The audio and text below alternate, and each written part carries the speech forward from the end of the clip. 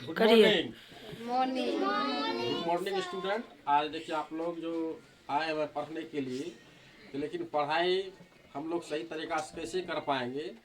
तो English subject पढ़ा रहे हैं। क्या पढ़ा रहे हैं? English subject. क्या है? टेंस पढ़ा रहे हैं। क्या पढ़ा रहे हैं? टेंस। जैसे अनुवाद को बनाने के लिए जो होता है, हम लोग जो बचपन में बनाया होगा कि टेंस बनाया होगा। अनुवाद क्या है? श्री राम बनाया होगा। क्या बनाया होगा? राम। इसका हम लोग हिंदी ट्रांसलेट करते थे। मतलब जो क्या है, आर से क्या आता है? र, और आकर का क्या आता है? ए, और म का क्या आता है?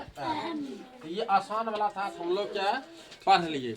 आगे जो हम लोग को है कि इससे जो है कि टेंस हर एक चीज के नियम होते हैं। तो बड़ा बड़ा वाक्य को जो हम कैसे पहचान पाएंगे, कैसे बना पाएंगे, उसके लिए एक नियम है। क्या है? नियम है। पहला है नियम, हमको इस चीज को पढ़ना पड़ेगा, तब हम उस वाक्य को सही तरीका से पहचान पाएंगे और बना पाएंगे। क्या लिखे हैं? टेंस लिखे हैं। क्या लिखे हैं? टेंस। टेंस का हिंदी क्या होता है? काल। क्या होता है? काल। क्रिया को करने में, मतलब क्रिया को करने में जो समय लगता है उसे क्या कहते हैं? काल कहते हैं। क्रिया किसको कहते हैं? जैसे हंसना, खेलना, पढ़ना, लिखना, सोना, जागना, हर एक के अंत में ना लगा रहता है। हर एक के अंत में ना लगा रहता है पहचानने के लिए।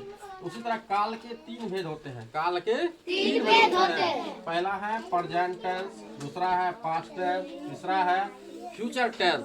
प्रेजेंट टेंस मतलब होता है वर्तमान काल, और पास्ट टेंस मतलब होता है भूतकाल, और फ्यूचर टेंस मतलब होता है भविष्य काल। जो वर्तमान में हम लोग जो काम कर रहे हैं, जैसे हम पढ़ रहे हैं, ये क्या है? वर्तमान काल। पढ़ा था, ये क्या है? भूतकाल में। और पढ़ेंगे, ऐसा वाक्य रहेगा वो भविष्य काल में बनता है। तो उसी तरह का प्रेजेंट टेंस का यहाँ पर लिखे हैं। इसका पहला जो होता है सिंपल प्रेजेंट टेंस। तो सिंपल प्रेजेंट टेंस का वाक्य जो होता है, कैसे पहचान पाएंगे? सिंपल प्रेजेंट टेंस का जो है वाक्य जो है इसी टेंस में बनेगा।